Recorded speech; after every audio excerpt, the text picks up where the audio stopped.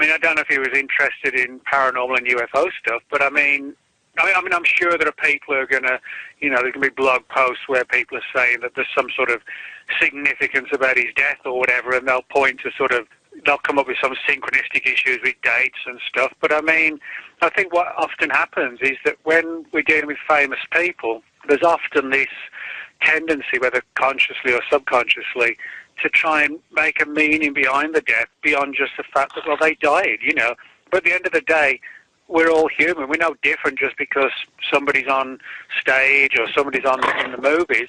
I'm sure it'll turn out whatever he died from. There's no reason, as I see it, to bring the paranormal into it. He was just a man in his late 50s who died, That happens every day. I did actually read one thing already about Prince apparently talking about something paranormal related, and that's why he got offed in the last couple of weeks, because he mentioned something, I guess. But yeah, I've already seen one of them already online. Dying in your own elevator in your own house, that must be an awful way to go. Well, some people that will say, look, the guy had an elevator. He didn't do pretty bad after all. Did pretty good. The guy's got an elevator. He and Mitt Romney.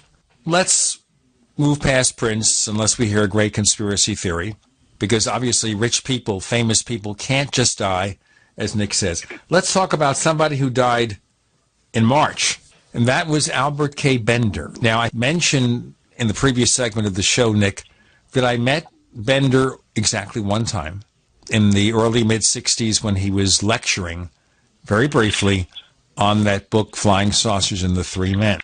What can you tell us about Albert Bender, particularly for listeners who may have heard of him by name only, and certainly have heard of the Three Men in Black, but don't understand the full connection? Nick?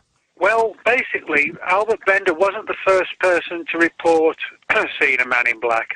He was really the guy who was responsible for kick-starting the Men in Black mystery in the early 50s. And how it all happened was that Bender lived in the town of Bridgeport, Connecticut.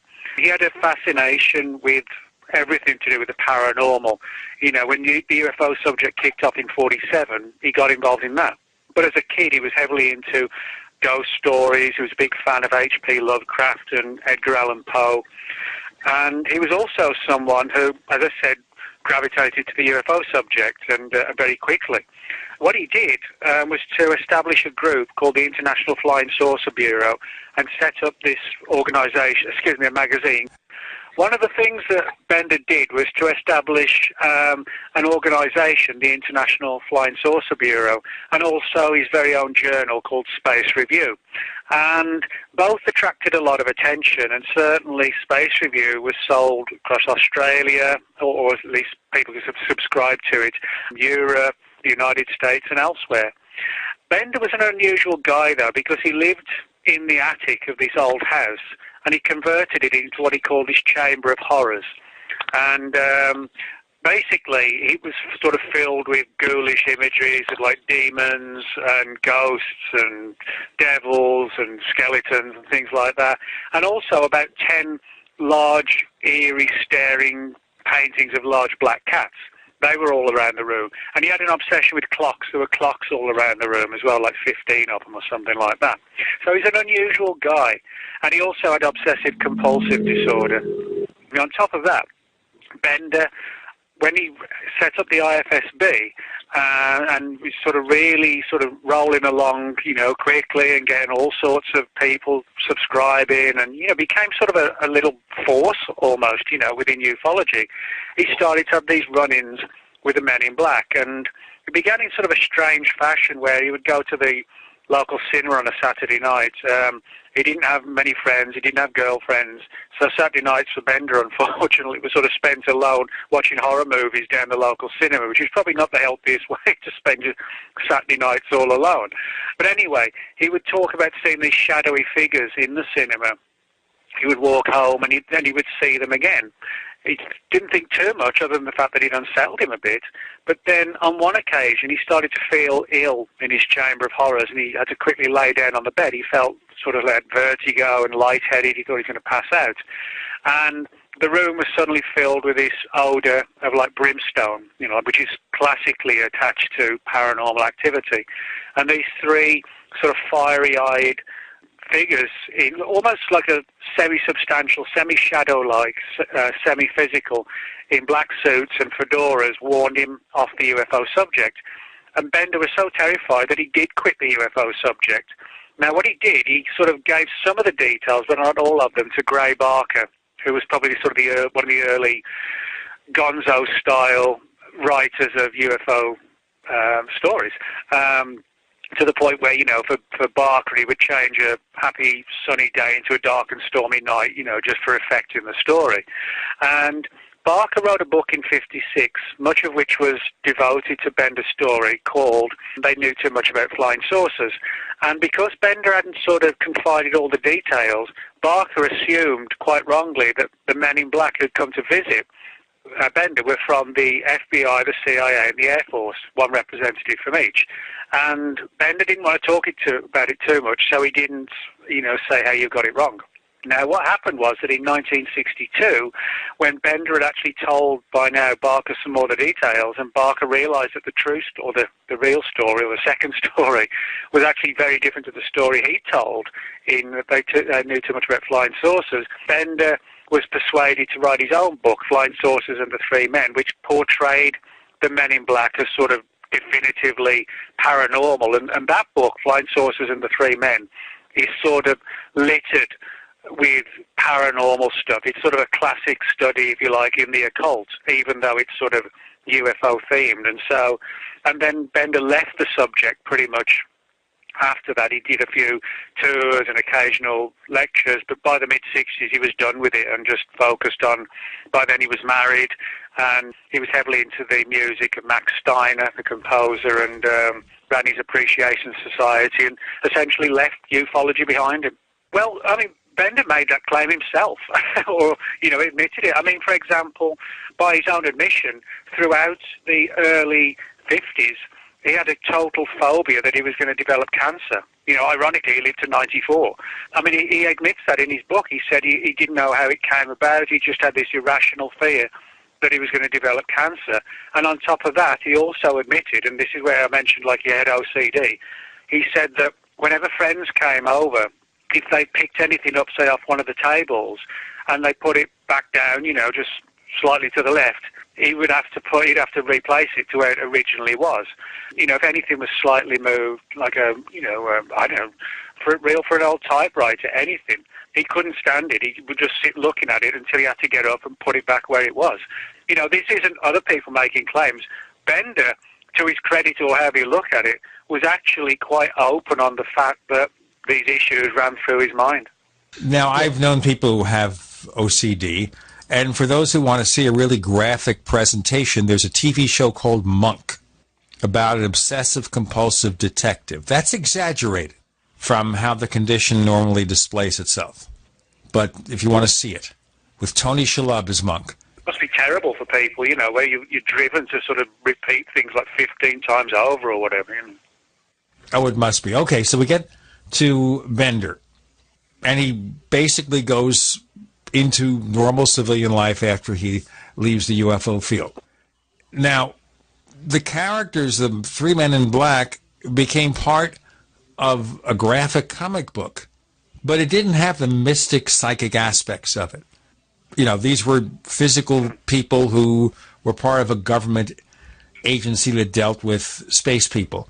So was there a specific reason why none of that transferred to the graphic comic book?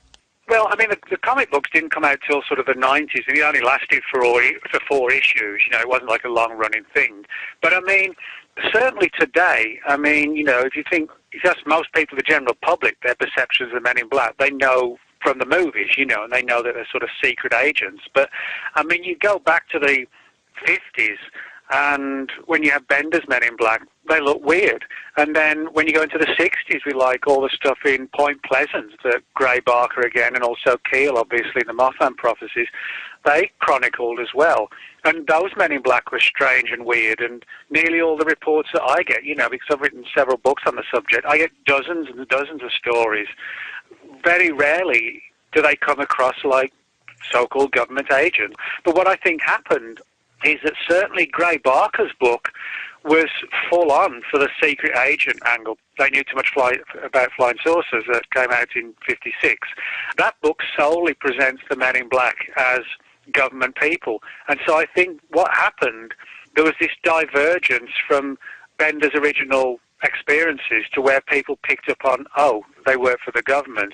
And Bender was sort of leaving the subject, or left it, and didn't want to get dragged into it, and felt that if he talked about what really happened, he would get dragged back in. So he wasn't willing to sort of say, hey, Barker's got it wrong. So I think that it was largely Barker's book, I think, that kicked off the idea that, you know, they're from the Pentagon or the CIA or whatever. Right, but as you say, Albert Bender's encounter wasn't the first time we had three men in black or anything similar. What about earlier cases? Well, yeah, I mean, certainly the most visible one would be the equally controversial Maury Island case of June '47, when allegedly a UFO exploded over Maury Island in the harbour there and showered down all this wreckage into the water.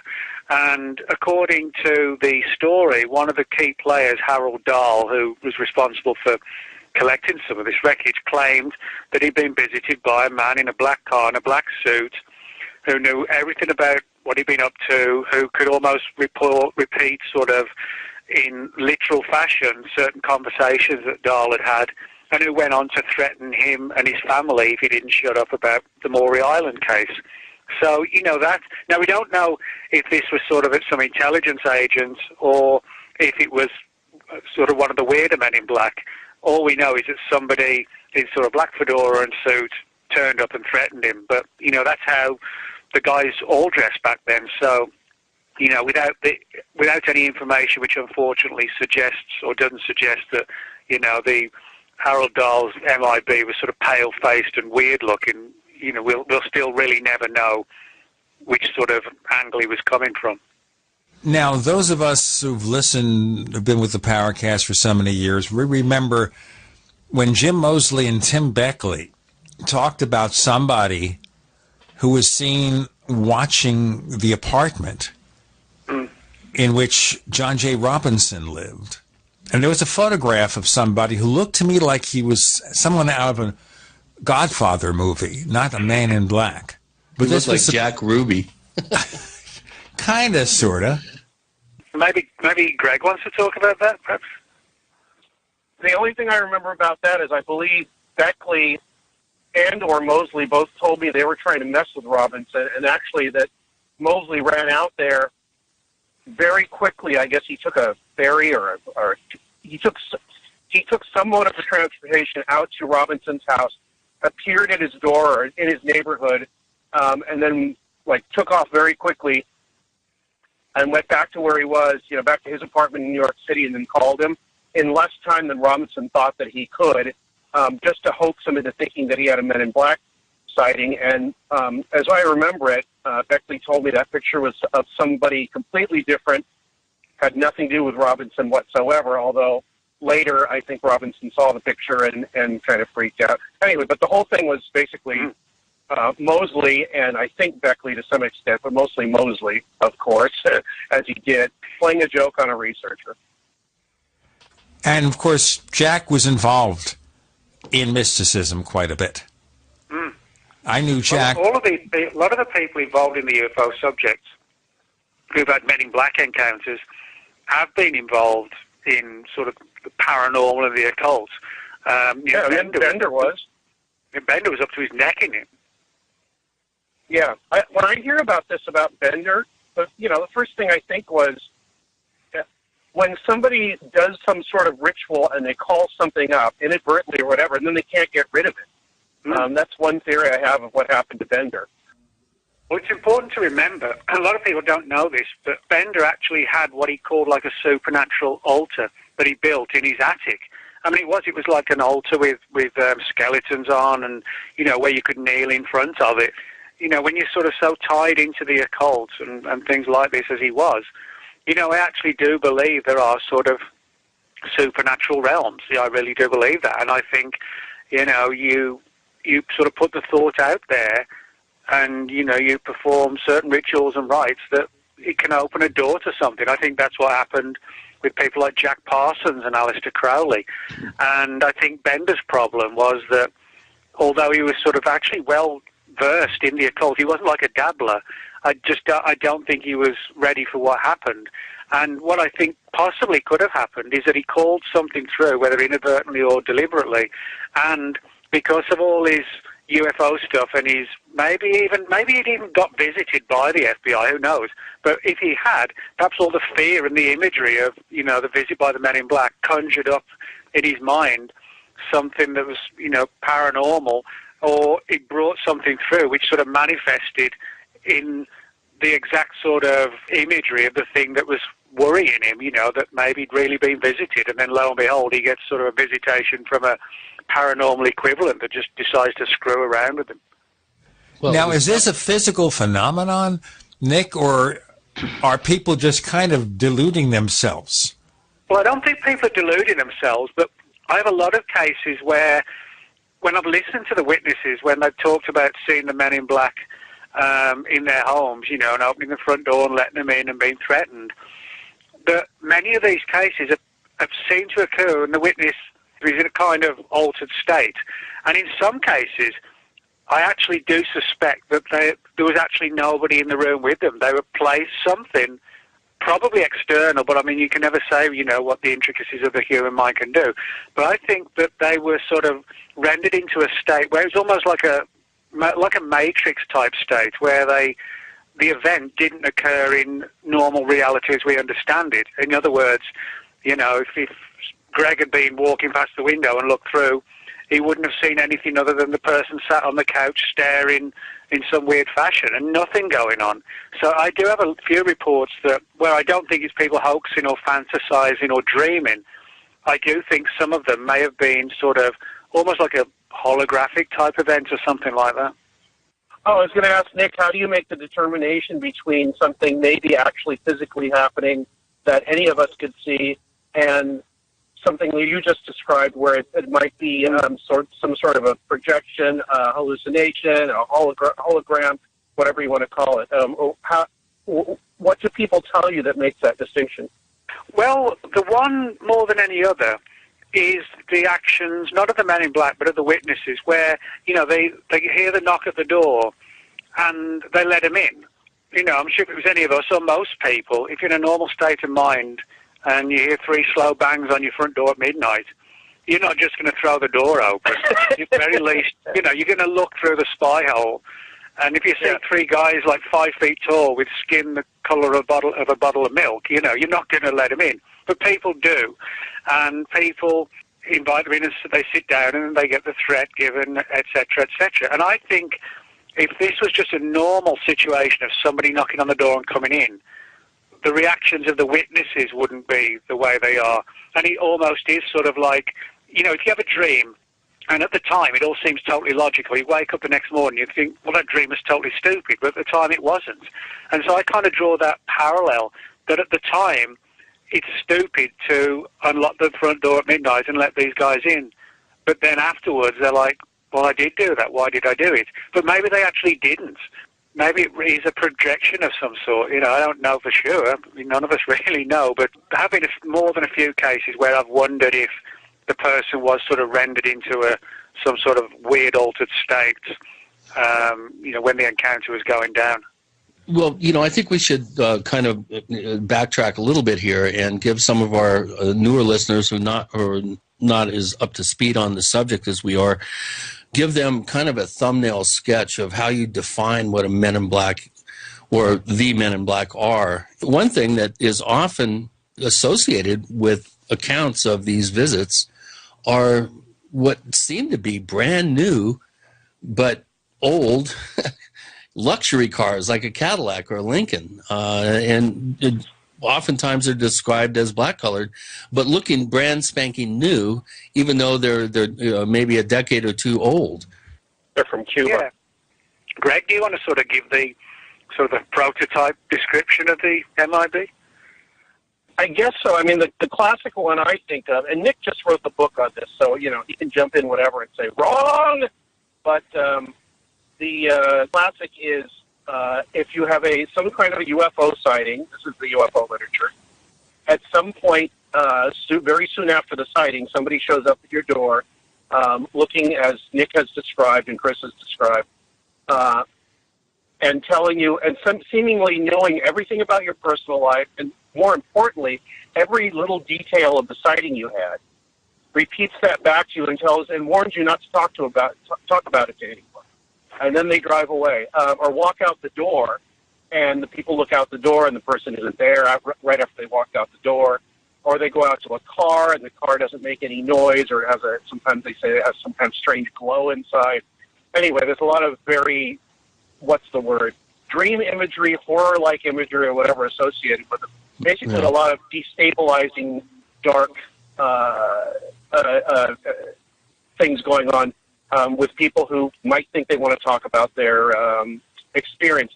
Although Nick could probably speak to this. This is classic stuff from the 50s, 60s, all the stuff I read when I was a kid. I don't know how that's changed in more modern times. Maybe Nick can talk about that. Well, I mean, most of the reports I get today are very much sort of fit the mold of the 50s. You know, I still get...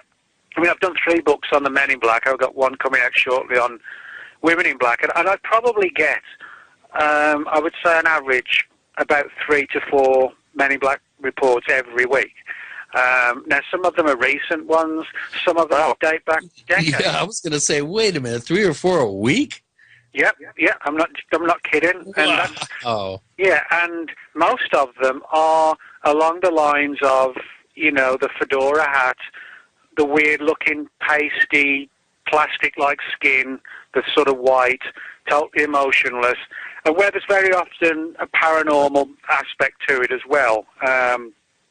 For example, in some of the recent cases I've got, where people have actually seen Bigfoot and they've been visited by the Men in Black, or they've been dabbling with Ouija boards, and other cases where there were things like spontaneous outbreaks of poltergeist activity. And so, in other words, most of the cases I get don't fall into like the secret agent kind of category.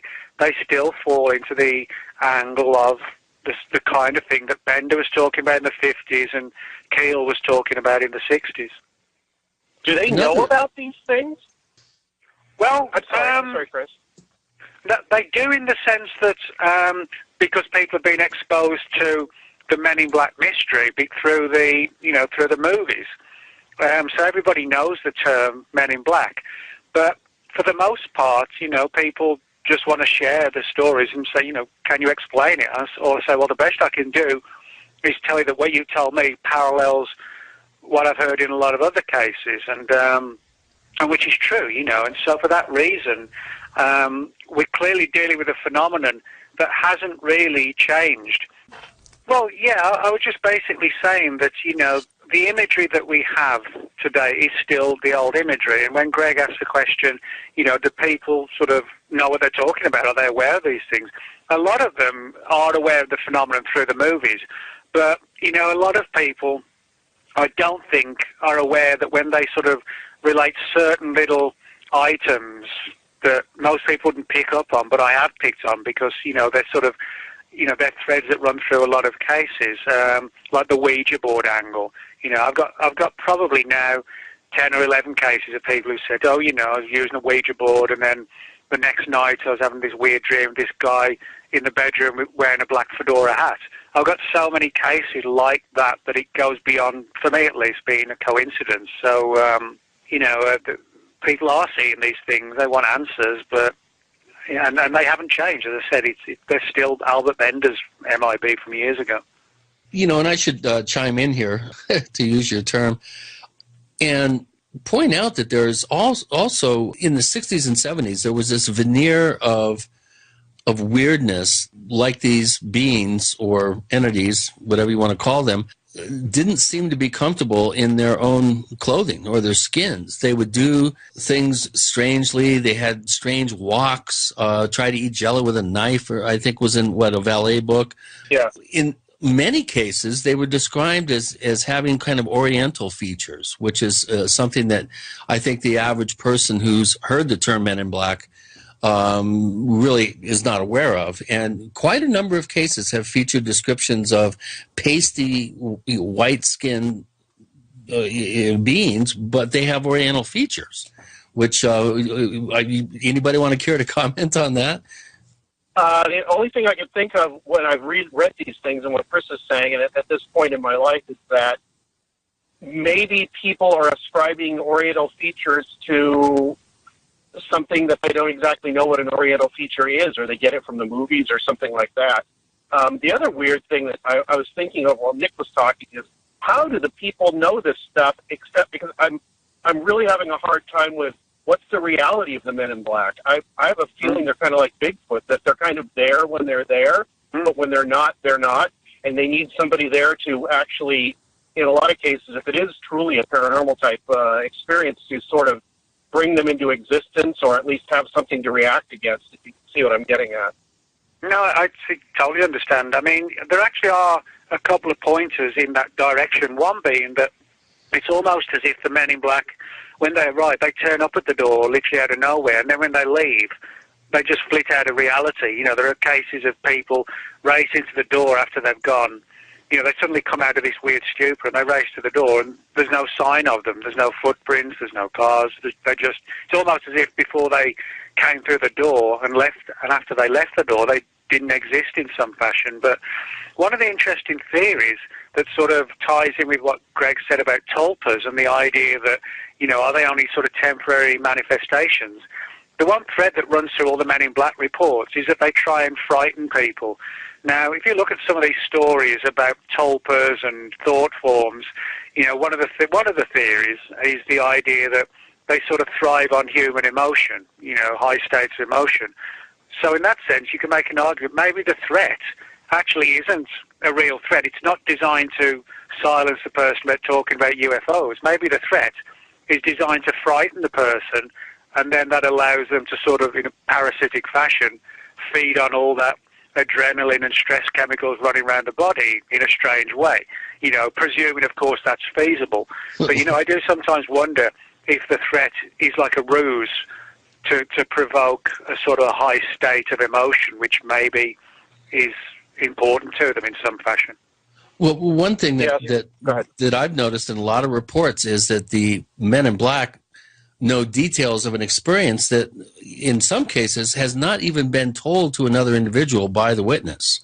So it's almost like they could read the witness's mind, and they know facts that there's no way they could have gone to like a neighbor or to a friend and gotten that information, because the witness will say, I never told anybody, and right after I had this experience, boom, these creepy guys showed up, or women. Well, it sounds like it's coming from, you know, if nobody else has been told, maybe a lot of it is coming from the person, but leaving out the fact, you know, whether there's an actual physical Men in Black there or not. It also brings what you just said, Chris, and Nick, was something another researcher told me recently about fear being a carrier wave for weirdness. Well, that would make sense. You know, it would explain, as you said, Greg, about how the Men in Black would know all about your experiences, because maybe that fear factor is sort of actually in some way responsible for creating the Men in Black in the first place. You know, so of course they're going to know, you know, what's going through your mind. Right, exactly. So he does go, but I mean, this is one of the things more than any, one aspect more than any other of the UFO subject, where it involves researchers and the witnesses. You know, if you look at somebody who's spoken, you know, to a researcher about a UFO incident they've had, well, the person telling the story has had the experience, and the researcher is collecting and analysing the data.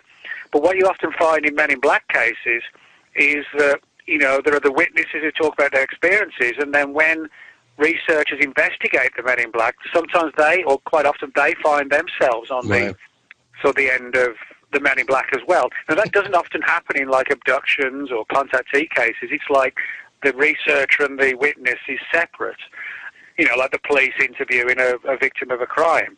But not with the Men in Black. You know, it very often is the case that, you know, the researchers start getting weird phone calls, or somebody stops outside the house and takes a photograph, you know, all sorts of strange things like that, which I know Greg's had. Let me ask you a quick question here, Nick. The people you've talked to, who have encountered some kind of man in black or men in black or women in black phenomenon, were they previously familiar with the legend of the men in black before they had this experience? Or was it new to them? It was only, well, it wasn't new to them in the sense that they knew of the movies, but they didn't have, for the most part, preconceived knowledge of, the whole history of the men in black.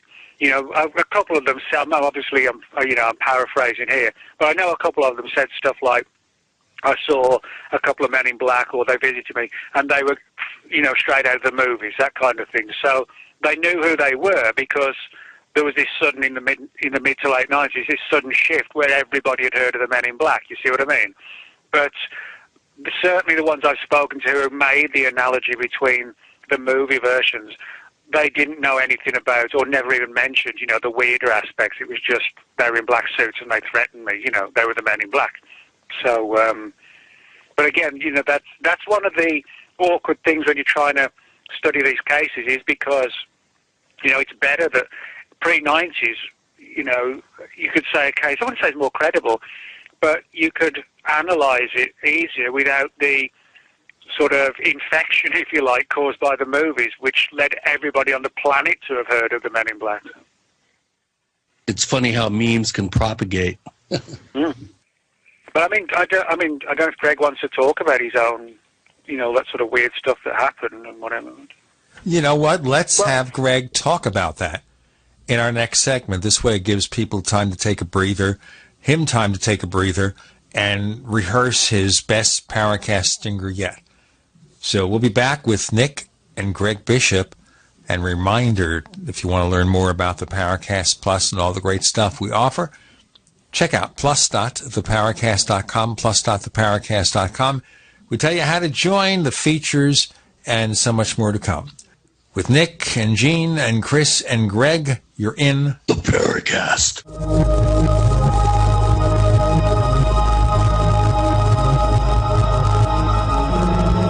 Do you need a website? Well, you can get a great deal on hosting services with Namecheap's legendary coupon code. They're offering substantial hosting discounts on shared hosting, business hosting, VPS hosting, reseller hosting, and even dedicated servers. Namecheap is preferred by millions. It's backed by a money-back guarantee. Use the coupon code LEGENDARY to cash in on the special deal at Namecheap.com, Namecheap.com. First came Attack of the Rockoids, and it was a critically acclaimed success. And now there is The Coming of the Protectors. A former military intelligence man is contacted by a space woman in a dream that turns out to be a nightmare, because evil forces on her distant planet are planning to conquer the Earth. This is gripping science fiction of the classic kind.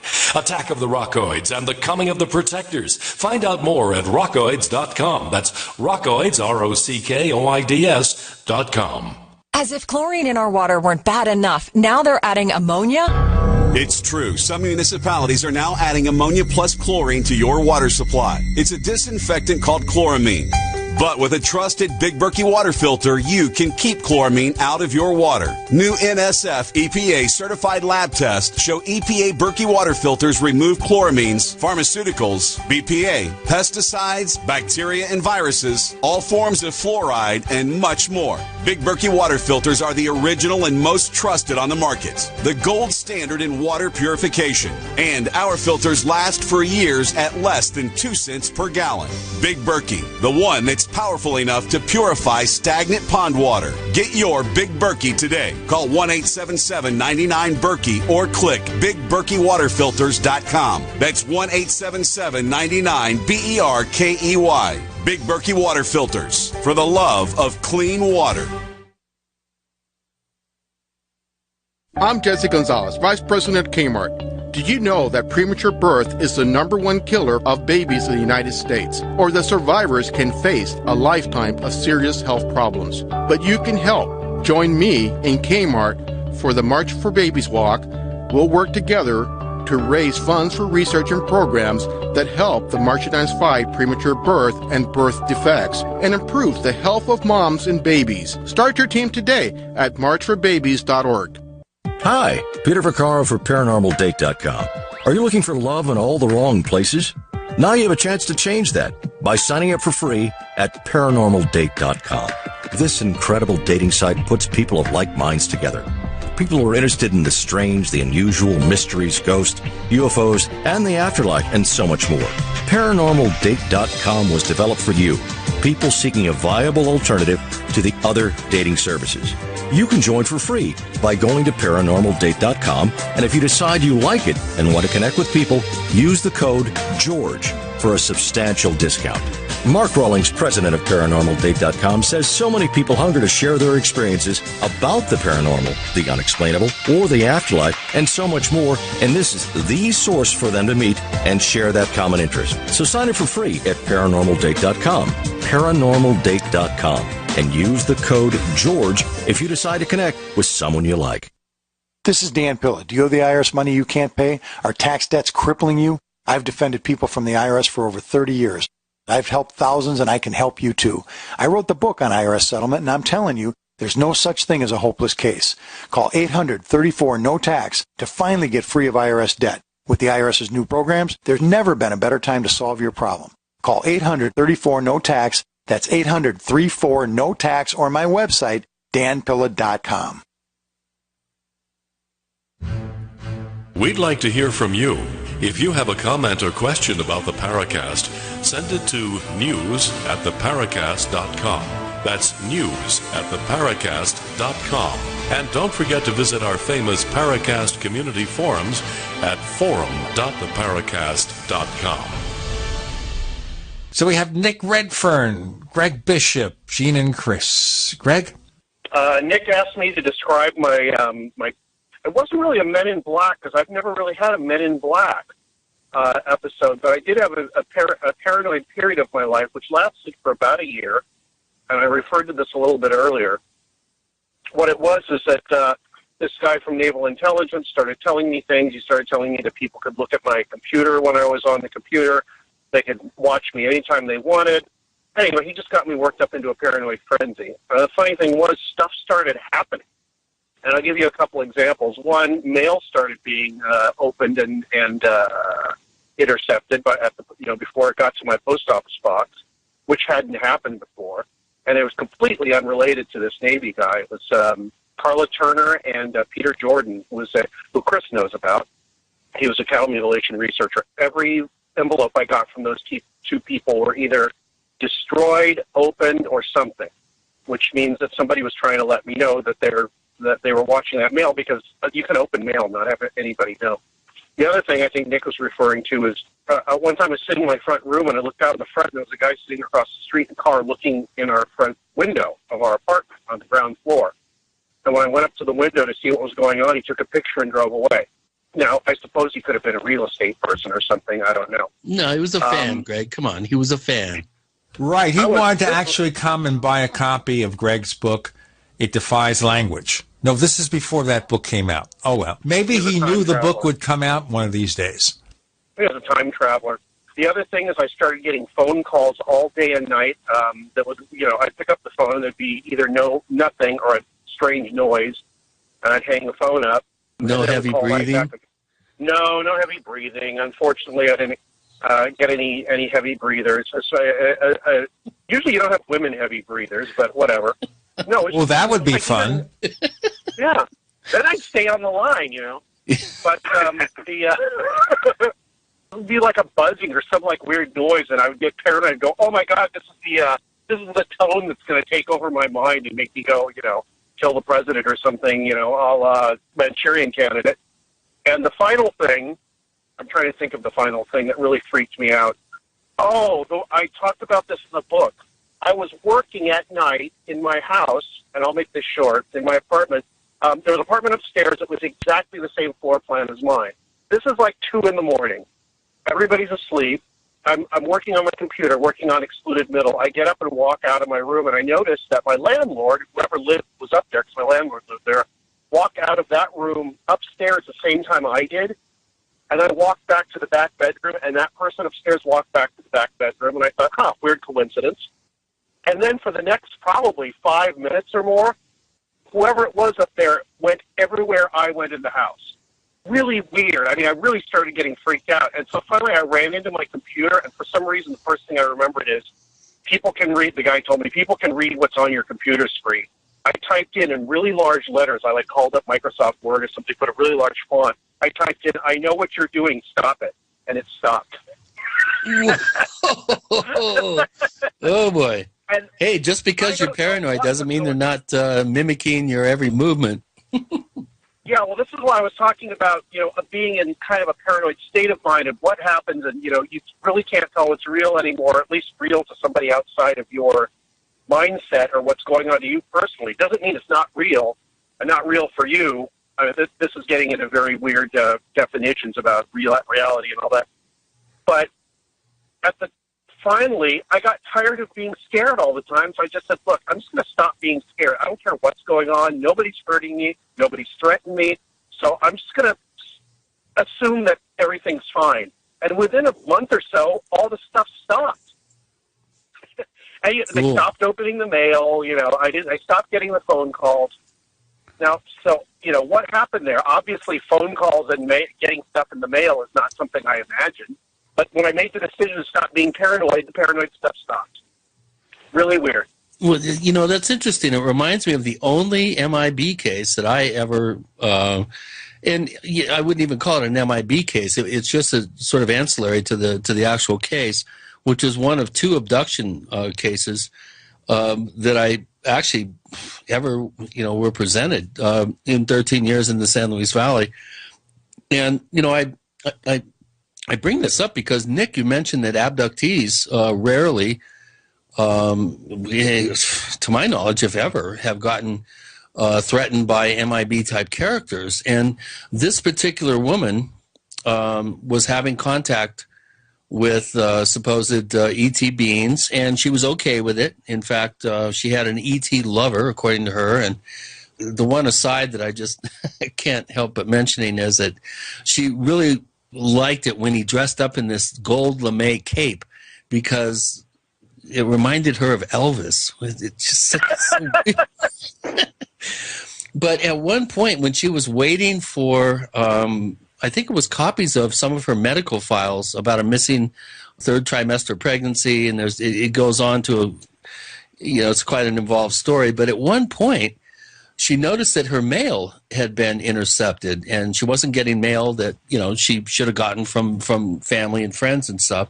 And one day she was looking out down her long driveway, which is about a quarter mile long. She was a rancher woman and had a horse ranch. And she noticed at the end of her driver, she said it was like this old Cadillac, if I remember correctly.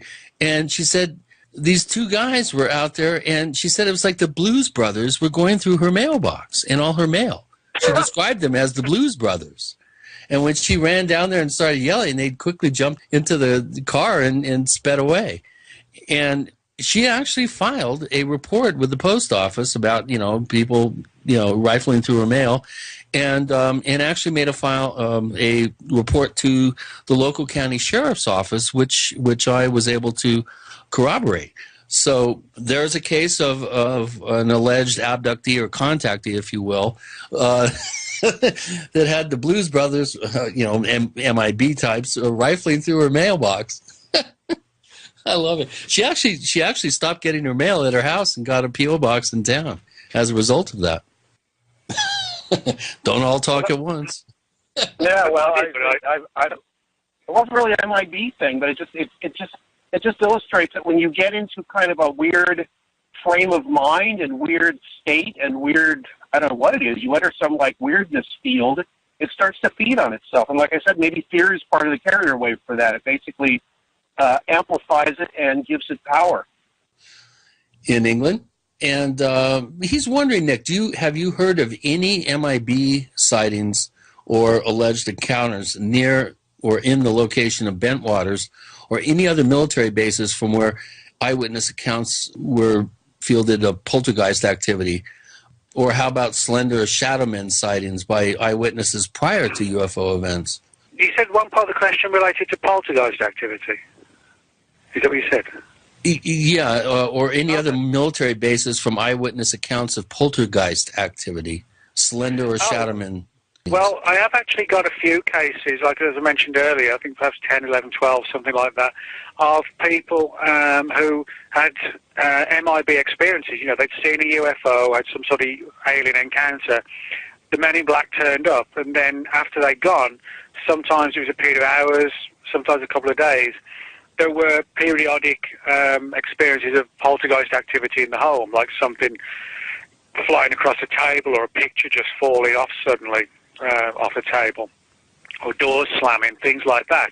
Right. And there's enough cases, 12, 13 is not a lot, but when they're coming from people who I'm sure, were telling the truth and didn't know anybody else, who's telling the same story, they just wanted answers, I think we're seeing a pattern there. Now, as far as the whole issue of Bentwaters and the Rendlesham Forest case is concerned, I'm not personally aware of any Men in Black cases, but what I do know is that if you read Larry Warren and Peter Robbins' book, Left at Eastgate, there's some indications in there of both men, both Larry and Peter, being monitored at various points over the years and watched. Now, I don't think we can blame those on sort of the more paranormal Men in Black. I think that probably actually is, far more to do with concerns over the airmen at the base and who they're talking to and about what. So that's probably the closest I can think of. But as far as MIB sightings around military bases, no, I don't really. As far as I can remember, I don't have any like that. That sort of. Yeah, I'm not familiar with any either. How about you, Greg? MIB cases around military bases. Right. None come to mind. The only thing I think, and we haven't really brought up, was that in an early interview I had with Bill Moore, he said that the Men in Black thing was seized upon by the Air Force and other intelligence agencies early on. They glommed onto it and then just sent people out that sort of fit the same description and acted the same way just to mess with people and get UFO sighting information out, or at least any UFO sightings near military bases so they could, one, find out what they saw, and two, tell them to shut up about it. Let me ask you a quick question, Greg, though. In light of some of the things we later learned about Bill Moore, why believe anything he says? I don't know, and every time somebody asks me that, I tell them, Bill Moore's my friend, he hasn't lied to me yet, and if you think I'm deluded he's a big fat liar and I shouldn't believe anything he says, then I'm sorry, I know him, and that's my opinion. No, that's fine. Nobody is attacking you for that. I was just asking. It seemed a sensible question. In my non-attack mode, I will say that I'll repeat. I've known Bill since 1988, I think. I've never caught him saying anything to me that either wasn't true or didn't turn out to be true later. So I'm going to have to go with the track record of him communicating with me. 28 years. If he tells me something, if he ever tells me something that's not true, I guess I throw everything else into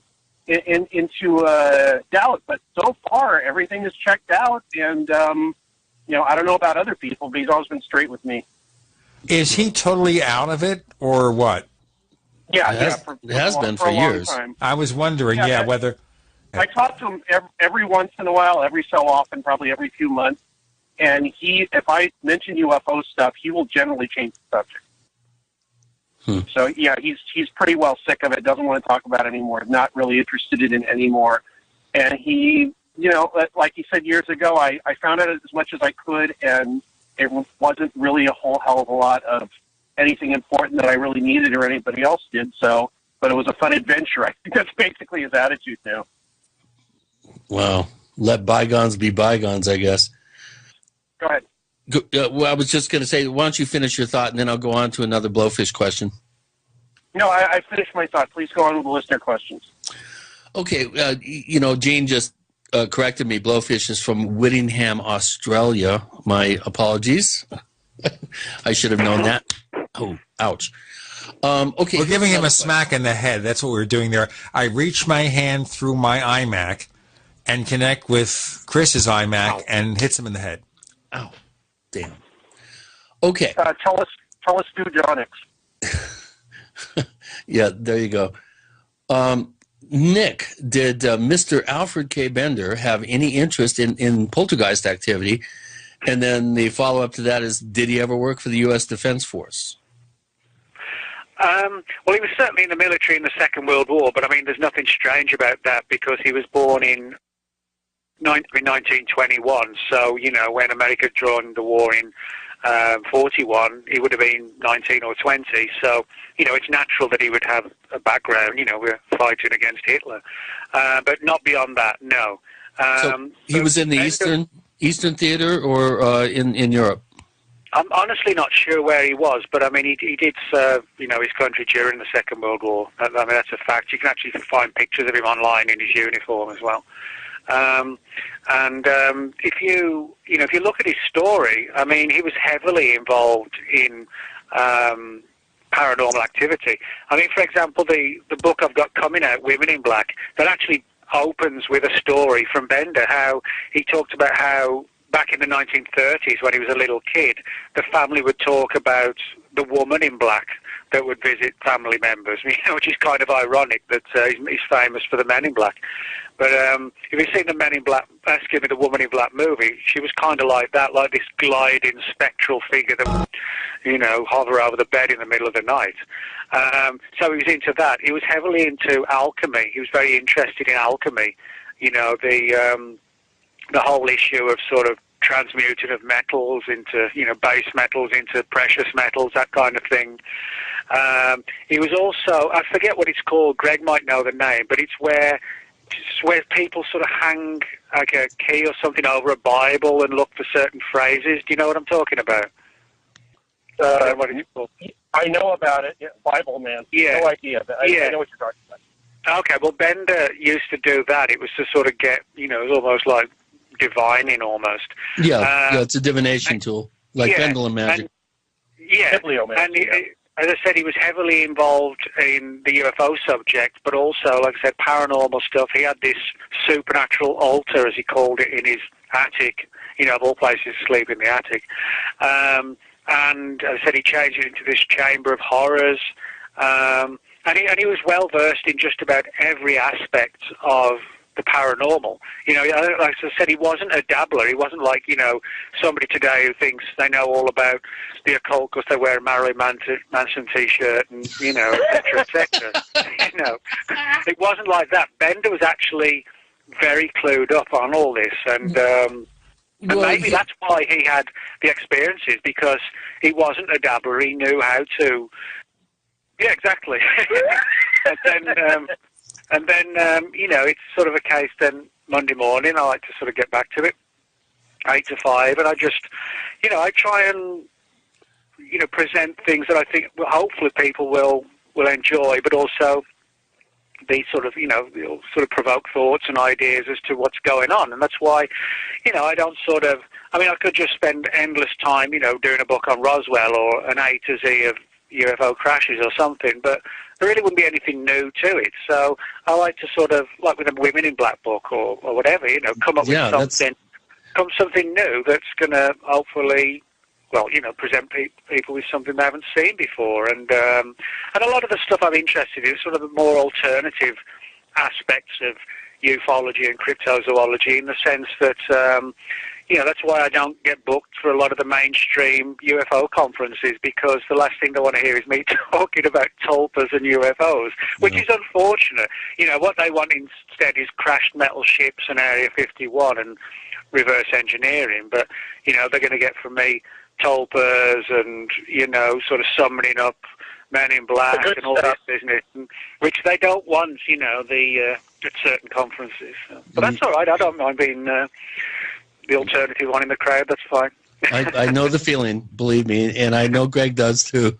Now, Nick, I wanted to ask you here briefly about the Women in Black, because we hear so much about the Men in Black, and you've done a book that we'll see soon. Oh, I don't even want to go into that. All right, can you give us a briefing about Women in Black? Oh, well, I can actually tell you a lot about Women in Black, but you're talking about the ones in the book. Obviously, we want to sell the book, but give people a preview. Make them curious. Oh, okay. Well, build a buzz. There's the women in black I go into town with on a Saturday night, but they're totally different. They're goths. They're not, they're not women in black. But well, they are, but you know what I mean. I'm rambling. Anyway, the book's called Women in Black, and it'll be out very soon. And basically, it's a study of the the female equivalent of the Men in Black, and they're actually very similar, almost identically in terms of their sort of operations. They turn up when people had UFO encounters. They threaten them. They sometimes try and find a way into the people's homes by using claims, that they're census takers and things like that.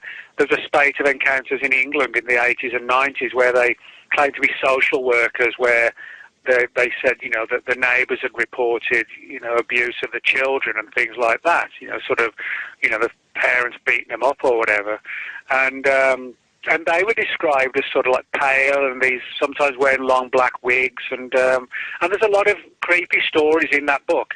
Just like Albert Bender's Men in Black, they turn up in paranormal situations, even in relation to cryptozoological creatures. And but again, there's not a single case in the book at all where they sound like sort of Agent Scully, from the X-Files.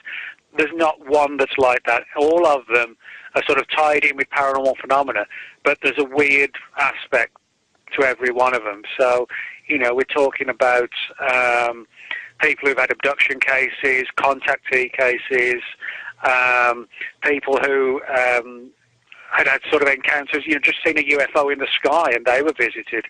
Some of the cases were significant, others you just wouldn't give a second thought to, but even those witnesses got visits. And like the Men in Black, they typically wait to be invited before they come in the house. It sounds like a vampire. Well, that's actually what a lot of these stories do. They sound like upgraded versions of old vampire tales, and but there's not a single case, like I said in the book, which isn't sort of steeped in weirdness. And again, hopefully, it'll open people's eyes to the idea that, wow, this is another component to the UFO mystery that, not completely, but largely, or to a significant degree, has been overlooked. John Keel talked about a few sort of mystery women in black in a couple of his books, but it's never sort of really been expanded on, because I think a lot of the times people just don't make the connection, Well, a quick question. Are these primarily cases from the United Kingdom and from America? Or do we have some from elsewhere, from South America, from possibly somewhere else in Western Europe, Asia? Where do most of these reports originate? Well, most of the ones I've got are from the United States and the UK. But in saying that, most of the reports I get of cryptids and anything else are usually from the US and the UK, because, they're English language speaking and they're sort of plugged into the UFO subject quite extensively. So I don't think it's not because there is a shortage of reports, but I'm guessing, that for the most part, maybe somebody in France reports their sighting to a French researcher, you know what I mean? I think there's actually sort of a down-to-earth reason for that. But I have got a few foreign cases in the book. There's one from Mexico, one from Vietnam, and there's one from Puerto Rico that I investigated actually personally when I was out there in 2005 with Paul Kimball. Well, that was good to know that Bally enjoyed it, because I like to get feedback on the audio books. Basically, it's sort of a tricky situation, because a couple of my earlier books were available on audio, or still are, one of them being Pyramids and the Pentagon, and just recently Bloodline of the Gods, and the one that I've got coming out imminently, Weapons of the Gods, that'll actually also be out in audio format in about a month's time.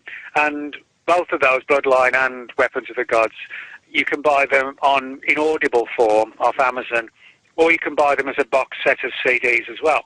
Now, when Valerie asked the question about, will I be going through my back catalogue, I probably won't. The reason being that the spin-offs, the audio spin-offs, actually aren't done by me. That's actually done between the publisher and companies that they contract to do the audio recording for them. So in other words, it's out of my hands as to, they have in terms of the rights in the contract, they have the rights to, to sort of market the book to like a German publisher or a French publisher, or to an audio publisher.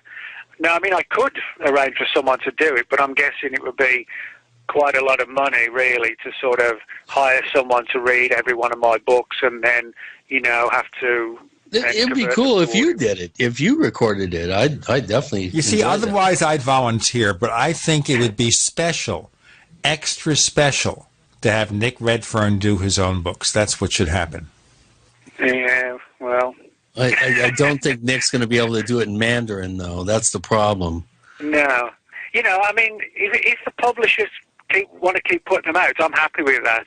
I think because I think it's a cool format. People like to listen to audiobooks. I don't think I'd really want to have to do it myself. I just don't have the patience for things like that. I'm sort of the wrong person to ask, really. It would drive me insane having to read, my own books for 30-something books across a couple of months. I'd be blowing my brains out at the end of it, I haven't even read my books. Imagine reading them back to yourself in front of a microphone. Oh, I tell you what, I actually did a few audiobooks for the educational market back in the mid-'70s. Somebody was publishing this set of books, and I was doing the pre-press work on it. And then he said, well, you're a radio broadcaster. Why don't you do the audiobooks? And I looked at him, and this is dull stuff. It's not like, one of these page turners like Greg or Nick would write. This was dull, and I did it, and it was painful. Vowed never to do an audiobook again. Well, I'll get you to do Stalking the Herd. How's that? You can go through chapter after chapter of case after case after case. You see, I do this ahead of the rest home. I know that Greg wouldn't let me read his... I know he wouldn't if I asked him. He wouldn't let me read his most famous book because I keep calling it Project Beta. Beta. Beta. Project Beta. Beta. Beta. How do you say it, Greg? How do you say it? Beta. Beta. Alpha, beta, gamma, delta, yeah. And after you beat her, then what do you do to her? Yeah, but I would say beta. So it wouldn't sound right. It'd be perfect. Anytime anybody reads anything in English in a British accent, no matter what area of the country you're from, Americans automatically think it's got more weight and intellectual heft behind it. Right, gravitas. That's it. Grava who? Gravitas. I know, I'm just kidding. It's got a more integritas behind it. Well, would you like another question from one of our posters here at forum.theparacast.com? Yeah, why not? Okay, this one comes from William Strathman, and he's wondering if you are familiar with Bryce Zabel's experience, which Robbie Graham mentioned here on the Paracast, and there are many MIB reports of a similar nature, he's wondering. I actually haven't heard of that one, no.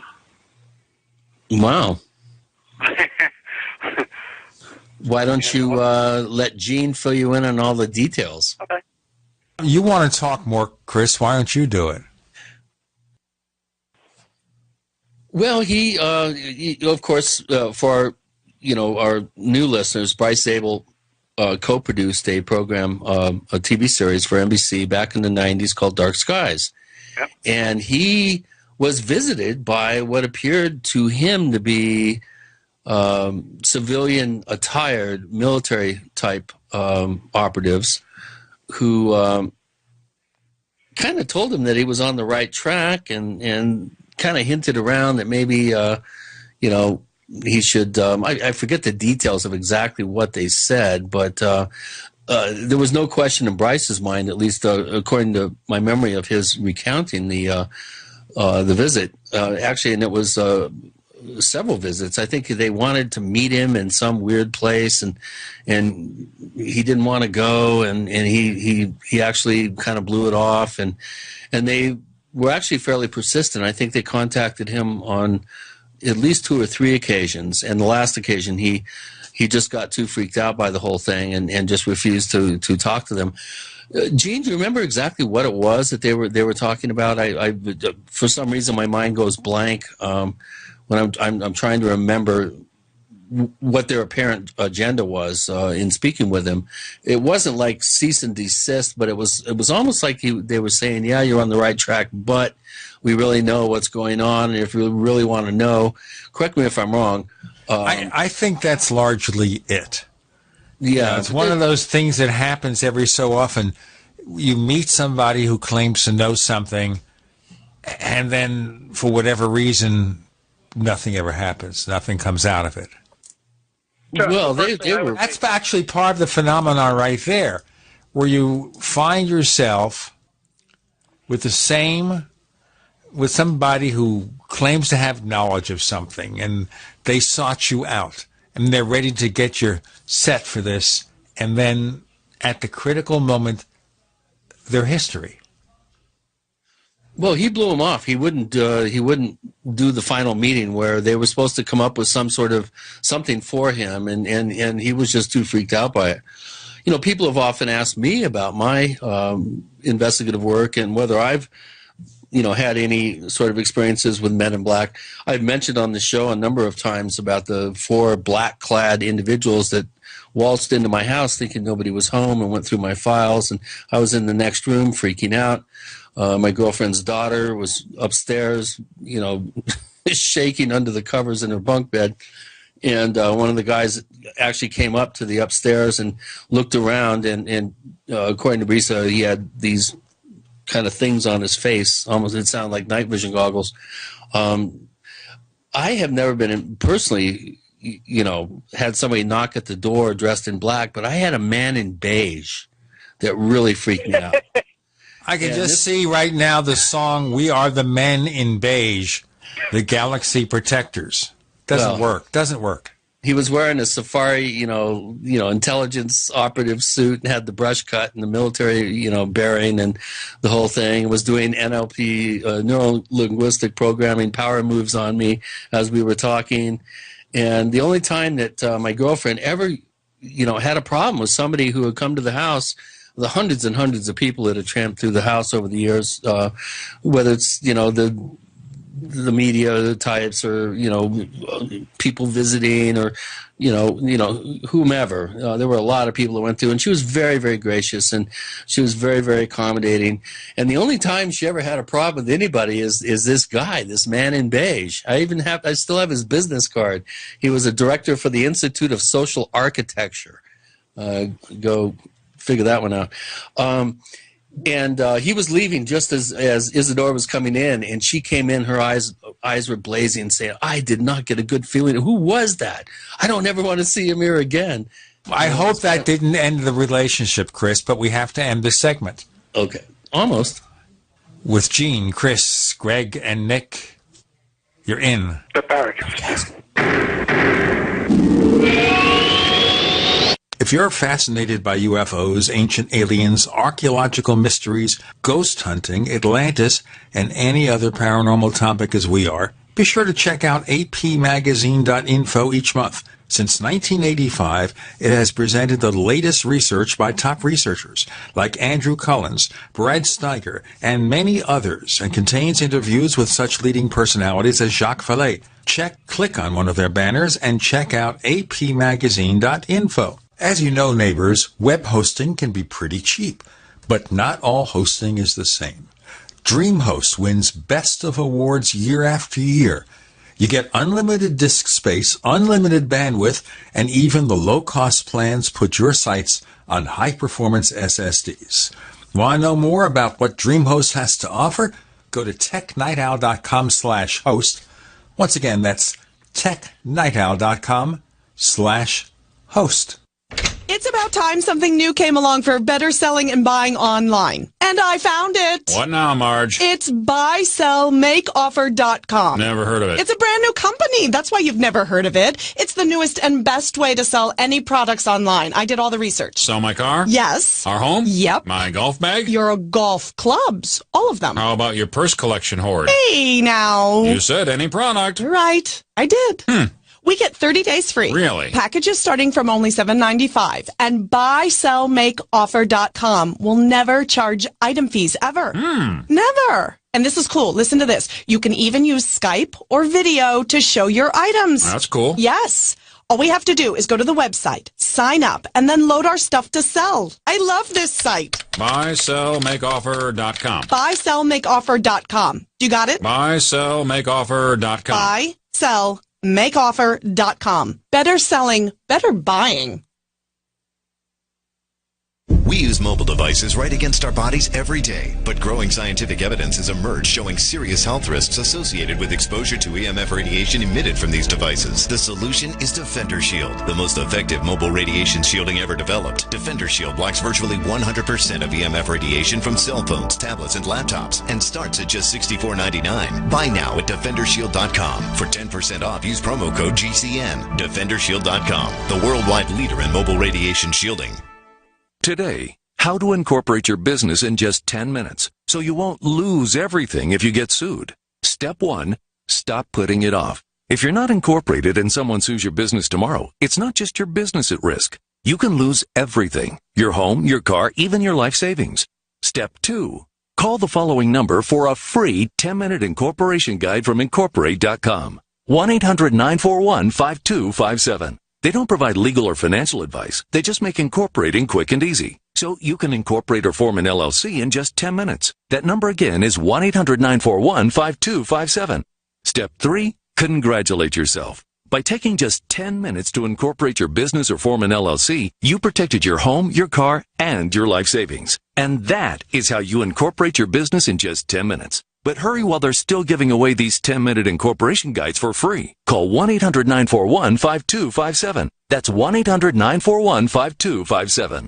Are you worried about how dangerous the world has become? In these days of terrorist attacks, natural disasters, or even a future collapse, you need to be medically prepared to keep your family safe. I'm Joe Alton, MD of store.doomandbloom.net, where you'll find an entire line of uniquely designed medical kits and supplies for when help is not on the way. For everything from individual first aid kits to the ultimate family medical bag, go to store.doomandbloom.net today.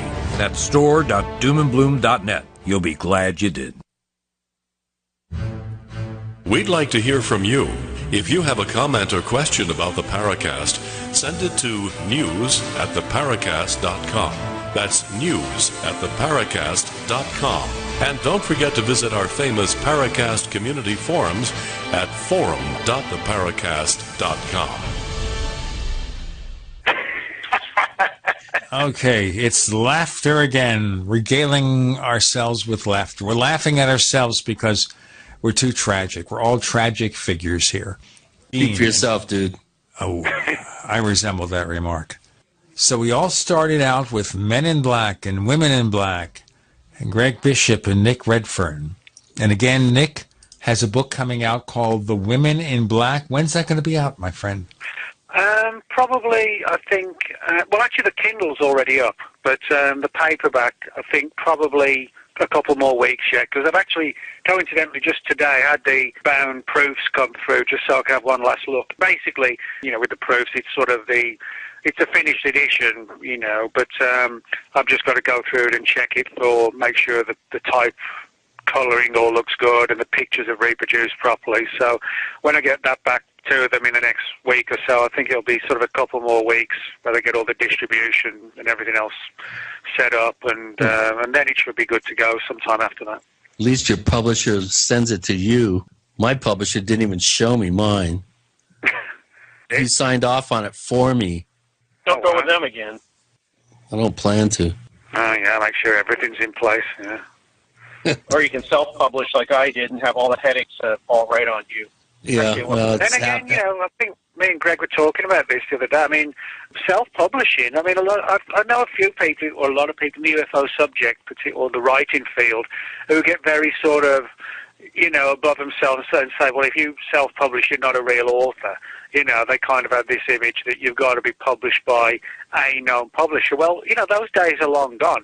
And there's actually a great deal to be said, in my opinion at least, from self-publishing, because you can write about what you like. It doesn't matter how obscure the subject is, where a mainstream publisher might say, well, we're not going to sell many copies, so we're not going to publish this book on an obscure UFO case from 1947 or something. But you can do that. You can design the cover yourself, when you want to put it out.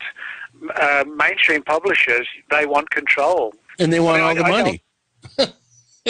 Well, yeah, I mean, they do get most of the money. Yeah, and I think also when I do, when I'm with publishers, there's a great deal of debate and discussion, between me, my agents, and the publishers as to how things are to go ahead, because, I don't want to be with publishers that think they can just tell the author what to do, and I don't put up with that. I make sure that this is how, they say, what ideas do you have for the cover?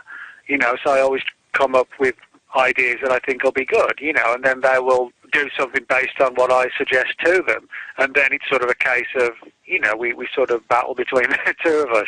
And I think that, it's important that an author retains control on the theme of the book. There have been books where I've turned down the writing of a book because I didn't feel comfortable with what the publisher was expecting or wanting. Yeah, good for you, Nick. You got to stick to what I wanted to do.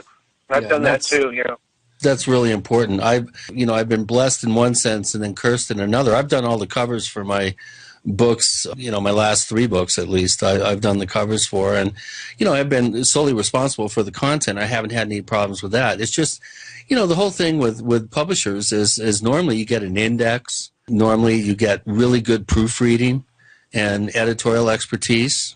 Sometimes if you go with a with a less than a major publisher, you don't get that kind of support. They get all the money. You have to do all the work.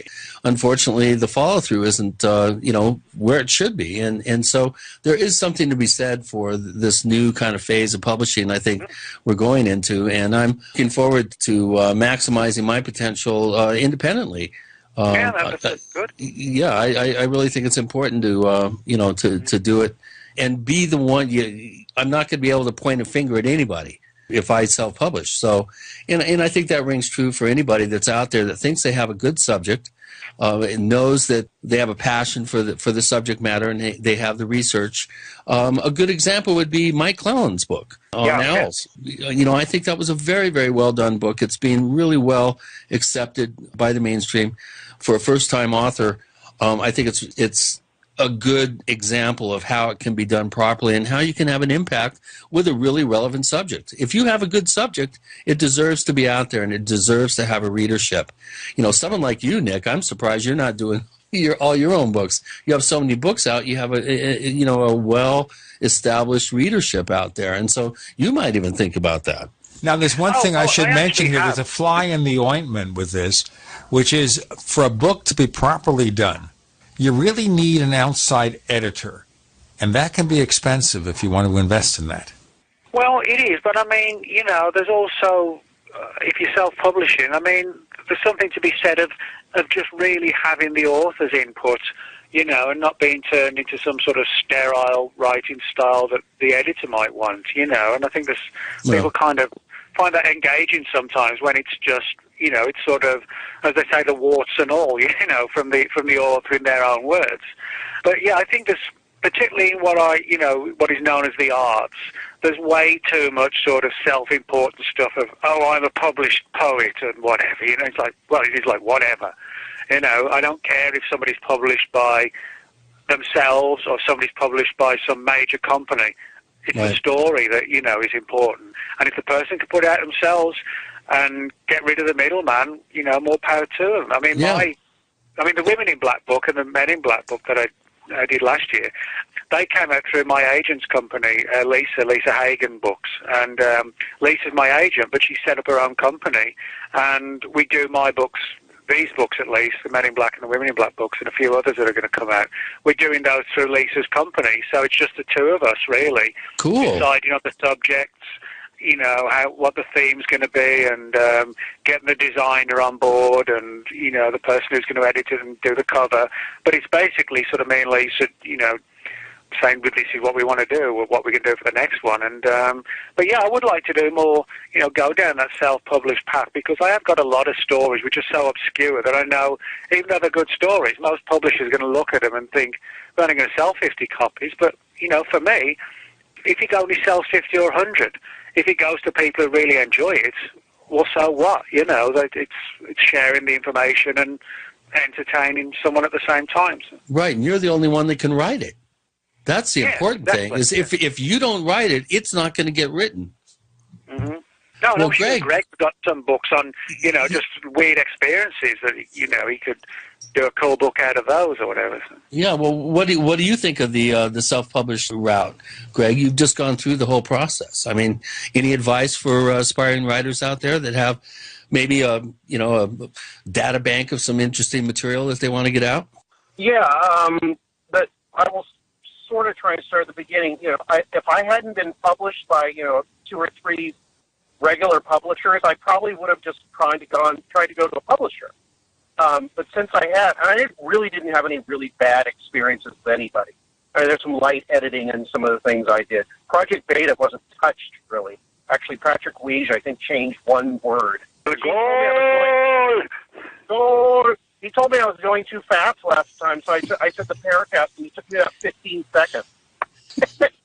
That definitely has the record for the longest Paracast stinger that we've ever done. I don't know. Yeah, I don't know if it was that. But yeah, Gene said, "You're saying it too fast." So I said,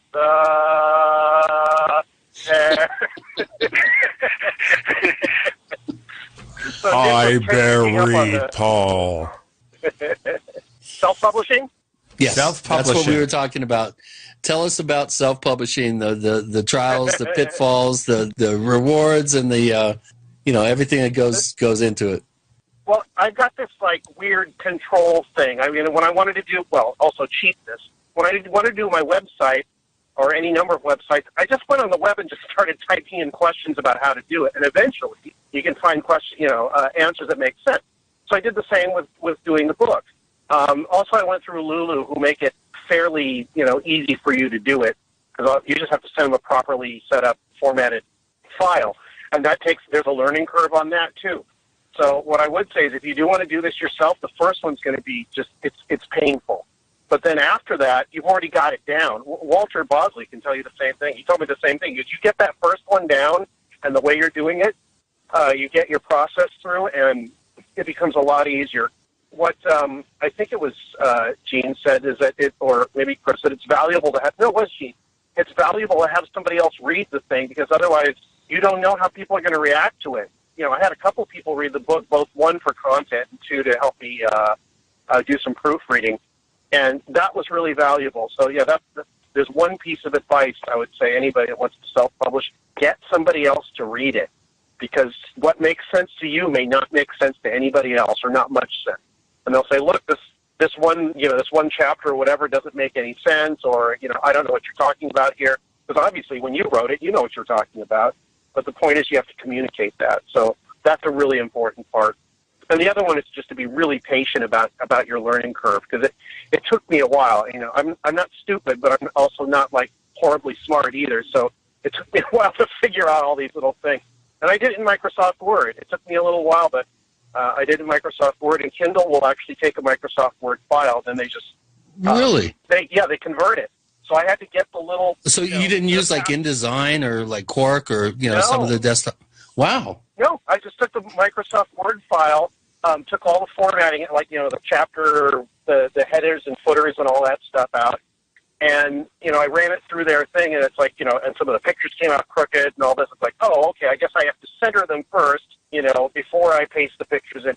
It was just, it took a while, but it took me, I think, 4 days of just sitting there all day for 4 days to get the Kindle edition put together.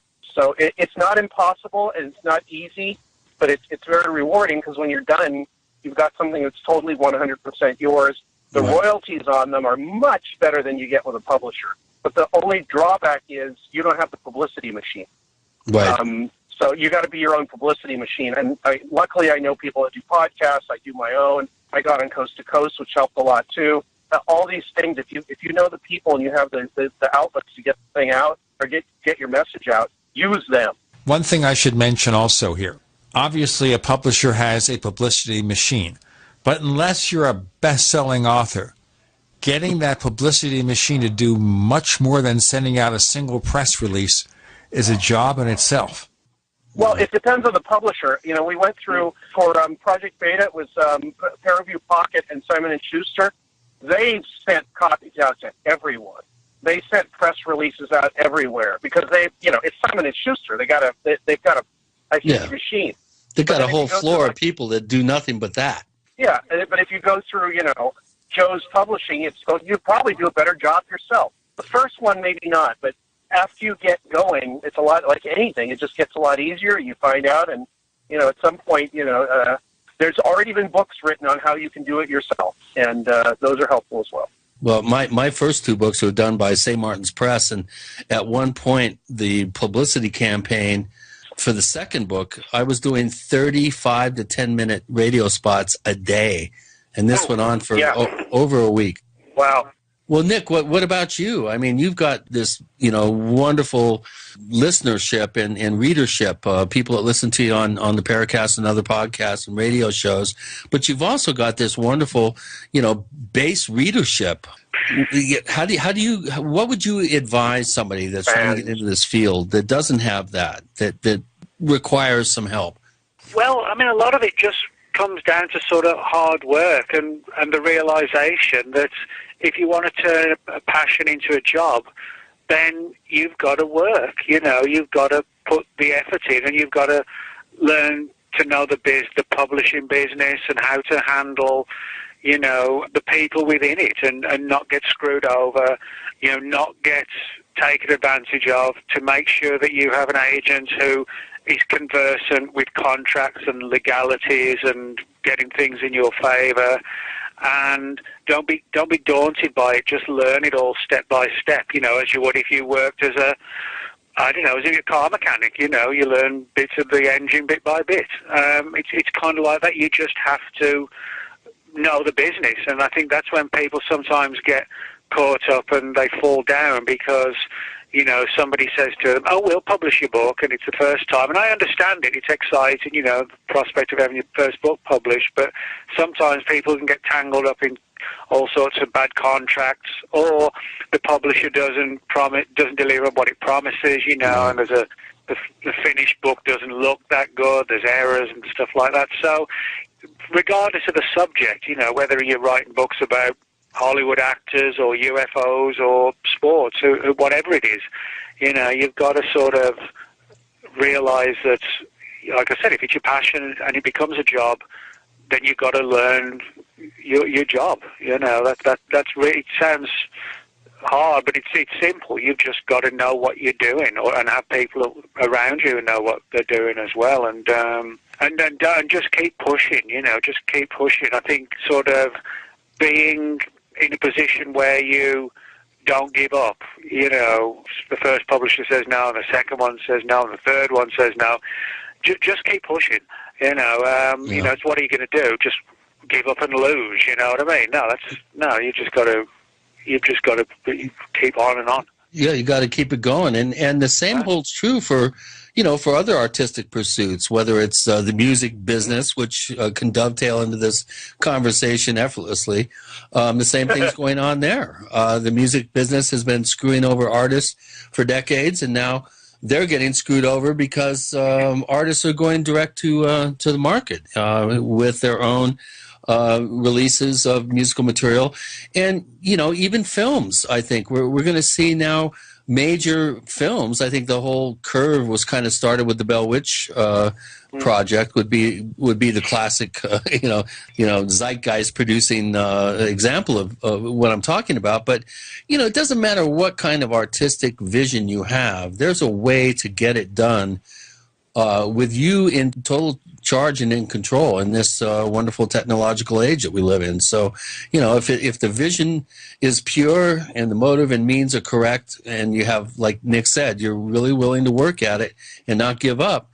I mean, it's amazing the kind of, it depends on the subject, it depends on the album, it depends on, the film or whatever. But what we've got to get away from, just quickly, is what I can't stand is this self-important, I'm an author, I'm an artiste, it's like it's an exclusive club that you can't join. Well, yeah, anyone can join, and anyone can put out a really good book, and no one should be telling people that you're not a real author. That's all. Those days are like big publishers and cocktail parties and all that stuff. I can't stand all that. It's not necessary. Everybody's got a book in them, and everybody now has the ability to put a book out, and if the old style of school of authors don't like it, well, they haven't moved on. They're dinosaurs, Now, just in case you still want a real editor to help you out, I did go online to price out services for editing a book manuscript.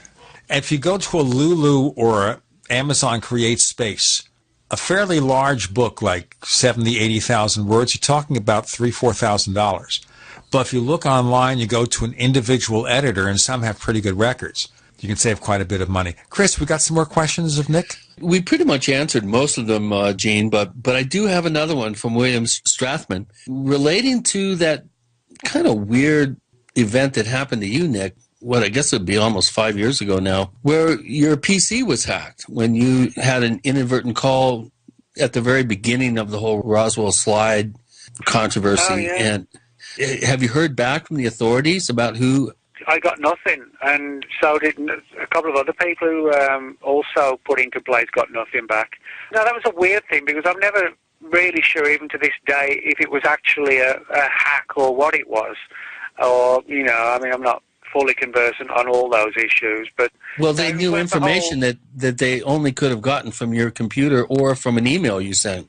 No, it wasn't from mine. It was actually more from... It was Tony Bragalia and Rich Reynolds. It was Tony Bragalia's laptop that was reportedly compromised, and that, but what was happening was that the person who did it, or the people who did it, were reading his emails, and then when me and Rich Reynolds were replying to them, they were seeing what we were saying, and they were responding. But it wasn't it was me and Rich who had actually been intruded upon ourselves. There was no doubt it was Tony Bragalia whose system was compromised. You know, as I said, we were emailing back to him, so the person was reading it based out of his email accounts, you know. But that was weird, because it was at the start, like you said, of the whole Roswell slides thing, and this was before anybody had seen the slides, and before anybody actually knew for sure that it was just a mummified child. And so I do sometimes wonder if whoever did the hacking, whether it was sinister or just somebody in ufology, whatever the answer is, I think at the time, whoever that person was, they were really interested and possibly even worried about what the photographs were going to show. And so they went, because they weren't sure of what the people had got. And so I think from that perspective, that may have been why the hacking went on. You know, if they'd known in advance people just got pictures of a mummified child, it wouldn't have happened, because there'd be no point to it. So I don't think, you know, it doesn't legitimize anything other than the fact that maybe when the story first trickled out, maybe, I'm speculating, maybe somebody on the inside thought, wow, perhaps somebody really has got a photograph from back then. Yeah. We need to look into this. And then when it fell apart, they kind of just had a sigh of relief, you know, and went away. You know, let me just tell you something I haven't mentioned before, because it happened today. Now, I have lots and lots of email messages, some going back to like 1999. My inbox on one of my accounts, I won't say which one, an inbox with about 3,600 messages, wiped away, disappeared. Just checked it, and it wasn't on just one computer. It was on my iPhone. It was with different email clients. Gone, vanished. Fortunately, the email provider we use, and I'll give the name because they advertise with us sometimes, Polaris Mail, okay? PolarisMail.com. They were able to restore most of it. Wow, so this was multiple platforms that the data was gone. It was nothing to do with platform. The wet mail, you go online, you check your wet mail, you check it in your favorite application on the Mac, would be Mail or Outlook for the Mac, or Mail on your iPhone. All gone, 3,600 messages, wiped away. They weren't trashed, because if they were trashed, you can go into the trash folder and see the messages. No, gone, zapped, complete. Well, we were supposed to mention Treble James Constable, another person who we just recently lost within the last week or two. And we were going to talk about TJC's theories. I guess we're going to have to extend this back, out for another show, because I'm telling you, Constable, in some of his theories about sky critters, I think are really important, and very few people have really looked into the whole idea of, the possibility of biological life forms existing out in our atmosphere. I think that whole concept and the photographs that he got with infrared film, it's just a really interesting, fascinating subject. And the two of you, I know, have looked into Constable's work. And before we go here, let's get some feedback on what you think he was onto, if anything. And do you think that his photographic evidence has some form of legitimacy? Well, very quickly, if Greg wants to talk about Constable, one thing I would just very, very quickly say is, coincidentally, I've just written an article for Mysterious Universe, which is all about the fact that Constable was very interested in Albert Bender's story, and he corresponded extensively with Gray Barker, all about his theories on what Bender experienced.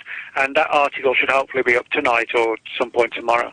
Bender left the subject pretty much. After that, he did a few tours and occasional lectures, but by the mid-60s, he was done with it and just focused on, by then he was married, and he was heavily into the music of Max Steiner, the composer, and ran his Appreciation Society, and essentially left ufology behind him. Well, I mean, Bender made that claim himself, or, admitted it. I mean, for example, by his own admission, throughout the early 50s, he had a total phobia that he was going to develop cancer. Ironically, he lived to 94. I mean, he admits that in his book. He said he didn't know how it came about. He just had this irrational fear that he was going to develop cancer.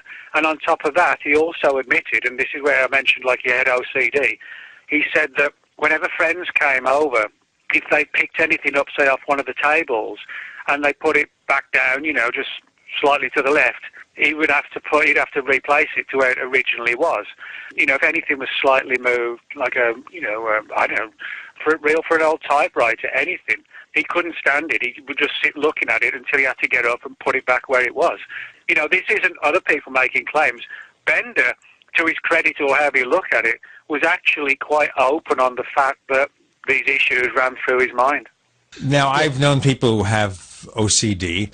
And for those who want to see a really graphic presentation, there's a TV show called Monk about an obsessive-compulsive detective. That's exaggerated from how the condition normally displays itself. But if you want to see it, with Tony Shalhoub as Monk. It must be terrible for people, where you're driven to sort of repeat things like 15 times over or whatever. Oh, it must be. Okay, so we get to Bender. And he basically goes into normal civilian life after he leaves the UFO field. Now, the characters, the three men in black, became part of a graphic comic book, but it didn't have the mystic, psychic aspects of it. These were physical people who were part of a government agency that dealt with space people.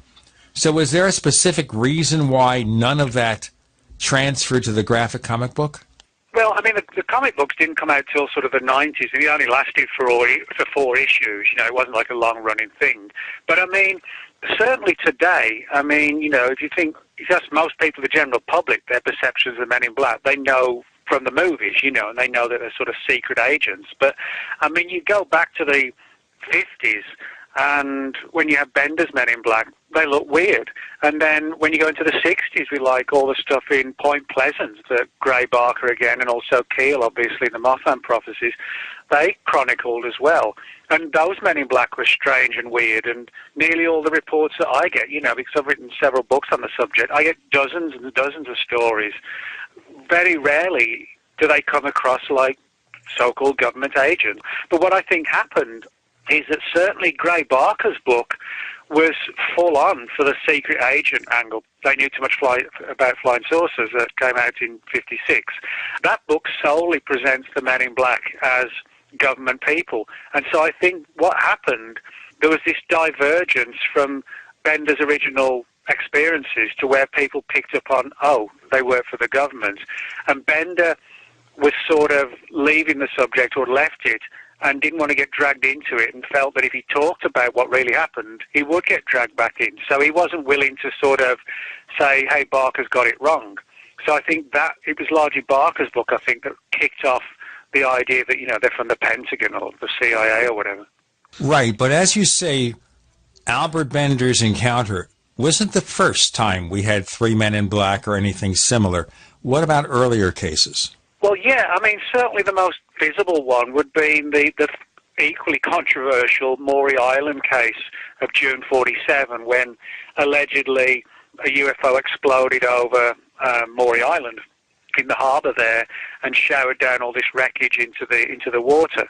And according to the story, one of the key players, Harold Dahl, who was responsible for collecting some of this wreckage, claimed that he'd been visited by a man in a black car in a black suit who knew everything about what he'd been up to, who could almost repeat sort of in literal fashion certain conversations that Dahl had had, and who went on to threaten him and his family if he didn't shut up about the Maury Island case. So, that. Now, we don't know if this was sort of some intelligence agent or if it was sort of one of the weirder men in black. All we know is that somebody in sort of black fedora and suit turned up and threatened him. But, that's how the guys all dressed back then. So, without any information which unfortunately suggests or doesn't suggest that, the Harold Dahl's MIB was sort of pale-faced and weird-looking, we'll still really never know which sort of angle he was coming from. Now, those of us who've listened, have been with the Powercast for so many years, we remember when Jim Moseley and Tim Beckley talked about somebody who was seen watching the apartment in which John J. Robinson lived. And there was a photograph of somebody who looked to me like he was someone out of a Godfather movie, not a Man in Black. But this was like Jack Ruby. Kind of, sort of. Maybe Greg wants to talk about that, perhaps? The only thing I remember about that is I believe Beckley and or Moseley both told me they were trying to mess with Robinson, and actually that Moseley ran out there very quickly. I guess he took a ferry or he took some mode of transportation out to Robinson's house, appeared at his door or in his neighborhood, and then took off very quickly and went back to where he was, back to his apartment in New York City, and then called him in less time than Robinson thought that he could, just to hoax him into thinking that he had a Men in Black sighting. And as I remember it, Beckley told me that picture was of somebody completely different, had nothing to do with Robinson whatsoever, although later I think Robinson saw the picture and kind of freaked out. Anyway, but the whole thing was basically Moseley and I think Beckley to some extent, but mostly Moseley, of course, as he did, playing a joke on a researcher. And, of course, Jack was involved in mysticism quite a bit.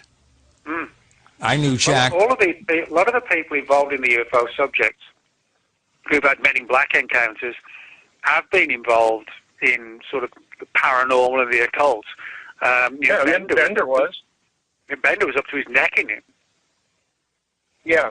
When I hear about this, about Bender, the first thing I think was when somebody does some sort of ritual and they call something up inadvertently or whatever, and then they can't get rid of it. That's one theory I have of what happened to Bender. Well, it's important to remember, a lot of people don't know this, but Bender actually had what he called like a supernatural altar that he built in his attic. I mean, it was like an altar with skeletons on and, where you could kneel in front of it. When you're sort of so tied into the occult and things like this as he was, I actually do believe there are sort of supernatural realms. I really do believe that. And I think, you sort of put the thought out there and, you perform certain rituals and rites that it can open a door to something. I think that's what happened with people like Jack Parsons and Aleister Crowley. And I think Bender's problem was that although he was sort of actually well versed in the occult, he wasn't like a dabbler. I don't think he was ready for what happened. And what I think possibly could have happened is that he called something through, whether inadvertently or deliberately, and because of all his UFO stuff and maybe he'd even got visited by the FBI, who knows? But if he had, perhaps all the fear and the imagery of, the visit by the Men in Black conjured up in his mind something that was, paranormal, or it brought something through which sort of manifested in the exact sort of imagery of the thing that was worrying him, that maybe he'd really been visited, and then lo and behold, he gets sort of a visitation from a paranormal equivalent that just decides to screw around with him. Well, now, is this a physical phenomenon, Nick, or Are people just kind of deluding themselves? Well, I don't think people are deluding themselves, but I have a lot of cases where, when I've listened to the witnesses, when they've talked about seeing the men in black in their homes, you know, and opening the front door and letting them in and being threatened, that many of these cases have seemed to occur and the witness is in a kind of altered state. And in some cases, I actually do suspect that there was actually nobody in the room with them. They were placed something, probably external, but I mean, you can never say, you know, what the intricacies of the human mind can do. But I think that they were sort of rendered into a state where it was almost like a Matrix type state, where the event didn't occur in normal reality as we understand it. In other words, you know, if Greg had been walking past the window and looked through, he wouldn't have seen anything other than the person sat on the couch staring in some weird fashion and nothing going on. So I do have a few reports that, where I don't think it's people hoaxing or fantasizing or dreaming. I do think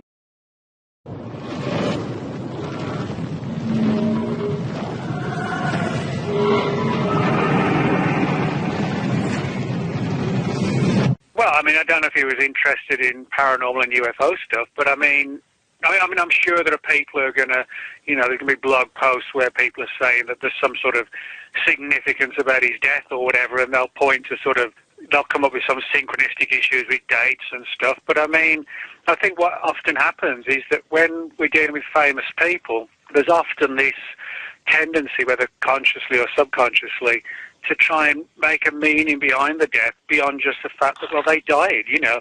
But at the end of the day, we're all human. We're no different just because somebody's on stage or somebody's in the movies. You know, I'm sure it'll turn out whatever he died from. You know, there's no reason, as I see it, to bring the paranormal into it. He was just a man in his late 50s who died, you know. That happens every day. I did actually read one thing already about Prince apparently talking about something paranormal related, and that's why he got offed in the last couple of weeks, because he mentioned something, I guess. But yeah, I've already seen one of them already online. You know, dying in your own elevator in your own house, that must be an awful way to go. Well, some people that will say, look, the guy had an elevator. He didn't do pretty bad after all. Did pretty good. The guy's got an elevator. He and Mitt Romney. Let's move past Prince unless we hear a great conspiracy theory, because obviously rich people, famous people can't just die, as Nick says. Let's talk about somebody who died in March, and that was Albert K. Bender. Now, I mentioned in the previous segment of the show, Nick, that I met Bender exactly one time in the early mid-'60s when he was lecturing, very briefly, on that book, Flying Saucers and the Three Men. What can you tell us about Albert Bender, particularly for listeners who may have heard of him by name only, and certainly have heard of the Three Men in Black, but don't understand the full connection? Nick? Well, basically, Albert Bender wasn't the first person to report seeing a man in black. He was really the guy who was responsible for kick-starting the Men in Black mystery in the early 50s. And how it all happened was that Bender lived in the town of Bridgeport, Connecticut. He had a fascination with everything to do with the paranormal. You know, when the UFO subject kicked off in 1947, he got involved in that. But as a kid, he was heavily into ghost stories. He was a big fan of H.P. Lovecraft and Edgar Allan Poe. And he was also someone who, as I said, gravitated to the UFO subject, and very quickly. What he did was to establish a group called the International Flying Saucer Bureau and set up this organization, a magazine. One of the things that Bender did was to establish an organization, the International Flying Saucer Bureau, and also his very own journal called Space Review. And both attracted a lot of attention, and certainly Space Review was sold across Australia, or at least people could subscribe to it, Europe, the United States, and elsewhere. Bender was an unusual guy, though, because he lived in the attic of this old house, and he converted it into what he called his chamber of horrors. And basically, it was sort of filled with ghoulish imageries of like demons and ghosts and devils and skeletons and things like that. And also about 10 large, eerie, staring paintings of large black cats. They were all around the room. And he had an obsession with clocks. There were clocks all around the room as well, like 15 of them or something like that. So he's an unusual guy. And he also had obsessive-compulsive disorder.